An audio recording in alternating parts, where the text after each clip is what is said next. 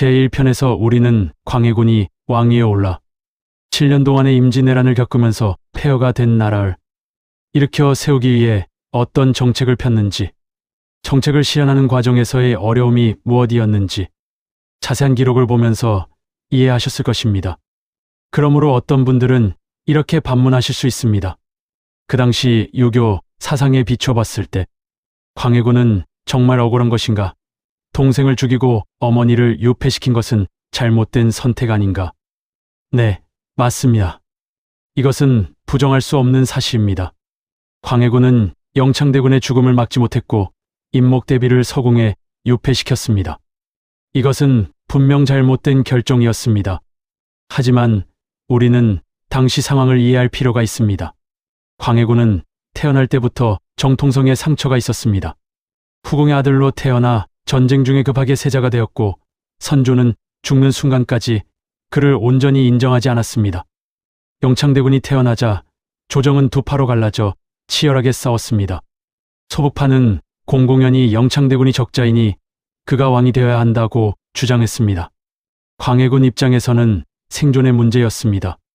김직재의 영모 사건이 터졌을 때 대북파 신하들은 영창대군을 살려두면 계속 영모의 씨앗이 될 것이라며 압박했습니다. 광해군은 오랫동안 거부했지만 결국 굴복했습니다. 역사학자들은 이렇게 평가합니다. 광해군은 영창대군을 죽이고 싶어 하지 않았다. 하지만 정치적 압박과 생존 본능 때문에 어쩔 수 없었다. 물론 이것이 그의 죄를 면해주지는 않습니다. 왕으로서 어린 동생을 보호하지 못한 것은 큰 잘못입니다. 하지만 우리는 이것도 기억해야 합니다. 인조반정 이후 인조와 서인들은 광해군보다 훨씬 많은 사람을 죽였습니다. 이괄해난 정묘란 병자원을 거치며 수십만 명이 죽었습니다. 인조는 형능창군의 아들들을 영모 혐의로 죽였습니다. 그리고 병자호란 때는 청나라에 무릎 꿇고 삼전도에서 굴욕을 당했습니다. 그런데도 인조는 정통왕으로 인정받고 광해군만 폭군으로 낙인 찍혔습니다. 이것이 과연 공정한가요? 광해군이 명나라를 배신한 것 아닌가? 이것도 자주 나오는 비판입니다. 유교 국가 조선에서 명나라는 제조지은의 나라였습니다. 임진왜란 때 군대를 보내 조선을 구해줬으니까요. 하지만 냉정하게 보면 명나라가 순수한 선의로 조선을 도운 것은 아니었습니다. 명나라는 일본이 조선을 점령하면 다음은 자기 차례라는 것을 알았기에 군대를 보낸 것입니다. 전략적 이익 때문이었습니다. 그리고 명나라 군대가 조선에서 한 행동을 보면 결코 은인이라고만 할 수 없습니다. 명나라 군대는 조선에서 약탈을 일삼았고 백성들을 괴롭혔습니다. 전쟁이 끝난 후에도 막대한 군량미를 요구했습니다. 광해군의 중립외교는 배신이 아니라 생존 전략이었습니다. 1619년 사루 전투에서 명나라가 참패한 것을 보면 명나라는 이미 기울어진 왕조였습니다. 반면 후금은 상승세였습니다. 광해군은 약소국의 지도자로서 백성의 생명을 지키기 위해 실리를 택한 것입니다. 만약 그가 영분을 고집하고 명나라를 전폭적으로 지원했다면 어떻게 되었을까요? 인조 시대를 보면 답이 나옵니다. 인조는 서인들과 함께 친명배금 정책을 펼쳤습니다. 그 결과가 무엇이었습니까? 1627년 정묘호란, 1636년 병자호란이 일어났습니다. 청나라는 조선을 침략했고 인조는 남한산성에 갇혀 47일간 포위당했습니다. 결국 인조는 삼전도에서 청태종에게 3번 절하고 9번 머리를 조아리는 굴욕을 당했습니다. 더 비참한 것은 백성들의 피해였습니다. 50만 명이 청나라의 포로로 끌려갔습니다. 여성들은 성노예가 되었고 남성들은 강제 노역에 동원되었습니다. 광해군의 중립외교가 배신이라면 인조의 명분론은 무엇입니까? 영분을 지킨다며 백성 50만 명을 청나라에 바친 것 아닙니까? 광해군이 백성을 위한 왕이었다면 왜 경복궁 같은 거대한 궁궐을 지었는가? 이것은 정당한 비판입니다. 경복궁 중건은 광해군의 가장 큰 실책이었습니다. 하지만 우리는 왜 광해군이 궁궐을 지으려 했는지 이해할 필요가 있습니다. 임진왜란으로 경복궁, 창덕궁, 창경궁이 모두 불탔습니다. 왕은 임시 궁궐에서 지내야 했습니다. 조선 왕조에서 궁궐은 단순한 왕의 집이 아니었습니다. 국가 권위의 상징이었고 통치의 중심이었습니다. 광해군은 정통성이 약했기에 웅장한 궁궐을 지어 왕권을 강화하려 했던 것입니다. 또한 궁궐 제거는 일자리 창출 효과도 있었습니다. 수만 명의 인부들이 품삯을 받으며 일했고 이것이 경제 활성화에 기여한 측면도 있습니다. 하지만 문제는 규모와 속도였습니다.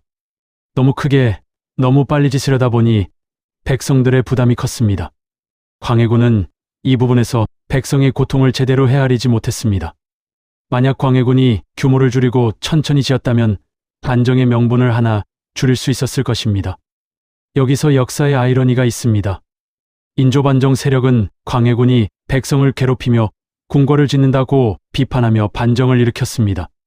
그런데 인조 시대에는 무엇을 했을까요? 인조는 청나라와의 전쟁에서 진 후 청나라가 요구하는 막대한 배상금을 백성들에게 전가했습니다. 세금이 몇 배로 올랐습니다. 백성들은 광해군 시대보다 훨씬 더 힘들게 살았습니다. 결국 이것이 역사의 진실입니다. 권력을 잡은 자가 역사를 쓰고 진 자는 악인이 되는 것입니다. 오늘 우리는 광해군의 삶을 함께 돌아보았습니다. 광해군은 1575년 후궁의 아들로 태어나 전쟁 속에서 세자가 되었고 폐허가 된 나라를 15년간 통치하다가 1623년 반정으로 쫓겨나 18년을 강화도와 제주도 유배지에서 보내고 1641년 67세로 쓸쓸히 생을 마감했습니다. 그의 생애는 비비겼지만 그가 남긴 업적은 결코 작지 않습니다. 첫째, 그는 전쟁으로 파괴된 조선을 재건했습니다. 경제를 회복시키고 백성들의 삶을 안정시켰습니다. 둘째, 그는 약소국 외교의 모범을 보였습니다. 강대국 사이에서 줄타기를 하며 10년 넘게 평화를 지켰습니다. 이것은 오늘날 대한민국의 외교에도 시사점을 줍니다. 셋째, 그는 명분보다 실리를, 형식보다 내용을 중시했습니다. 이것은 후대의 실학 사상의 토대가 되었습니다. 물론 그에게는 큰 잘못도 있었습니다. 동생을 죽이고 어머니를 유폐시킨 것, 경복궁 공사로 백성을 괴롭힌 것, 대북파 일당 독재를 허용한 것. 이것들은 분명한 과오입니다. 하지만 400년이 지난 지금 우리는 광해군을 재평가하고 있습니다. 그는 폭군이 아니라 시대를 앞서간 현실주의자였습니다. 그는 페르나가 아니라 정치적 희생양이었습니다. 역사는 승자의 기록이라고 합니다. 하지만 진실은 시간이 지나면 드러나게 되어 있습니다. 광해군은 반정으로 쫓겨날 때 신하들에게 이렇게 말했다고 합니다. 나는 나라를 위해 최선을 다했다. 역사가 나를 판단할 것이다. 그리고 400년 후 역사는 그를 다시 평가하고 있습니다. 2012년 영화 광해 왕이 된 남자가 개봉되어 1230만 명이 관람했습니다. 많은 국민들이 광해군의 이야기에 감동받았습니다. 여러분은 오늘 이 이야기를 통해 우리가 배울 수 있는 교훈은 무엇일까요? 첫째, 역사를 볼 때는 여러 관점에서 바라봐야 한다는 것입니다. 승자의 기록만 믿지 말고 패자의 입장도 생각해 봐야 합니다. 둘째, 때로는 명분보다 실리가 중요하다는 것입니다. 광해군의 중립 외교는 당시에는 비난받았지만 결과적으로는 백성을 구했습니다. 셋째, 리더의 선택이 얼마나 중요한지 알 수 있습니다. 광해군과 인조 두 왕의 선택은 완전히 달랐고 그 결과도 완전히 달랐습니다. 역사는 과거의 기록이 아니라 현재를 비추는 거울이고 미래를 준비하는 지혜입니다. 광해군의 삶을 통해 우리는 오늘을 어떻게 살아야 할지 생각해 볼 수 있습니다. 마지막으로 광해군의 묘를 소개하며 마치겠습니다. 광해군은 경기도 남양주시에 묻혀 있습니다. 하지만 그의 무덤은 능이 아니라 묘입니다. 왕으로 인정받지 못했기 때문입니다. 그의 묘비에는 이렇게 쓰여 있습니다. 광해군 묘, 단 네 글자뿐입니다. 치호도 존칭도 없습니다. 하지만 최근 그의 묘를 찾는 사람들이 늘고 있다고 합니다. 400년 만에 그의 진가를 알아본 후손들이 찾아와 절을 하고 간다고 합니다. 역사는 때로 늦지만 결국 진실을 밝혀냅니다. 광해군은 400년을 기다려 명예를 회복하고 있습니다. 이 영상을 만들기까지 많이 고생한 대가로 구독, 좋아요 눌러주시고 다시금 명예 회복을 하는 광해군을 당신은 어떻게 평가하시는지 댓글로 부탁드립니다.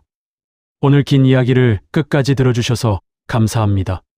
광해군의 삶을 통해 역사가 단순한 승자와 패자의 이야기가 아니라 복잡한 인간의 선택과 고뇌의 기록이라는 것을 느끼셨기를 바랍니다. 다음에는 인조반정에 대한 흥미로운 역사 이야기로 찾아뵙겠습니다. 영상을 끄시기 전에 잠깐만 더 들어주십시오. 광해군과 관련된 일화 하나를 더 말씀드리겠습니다.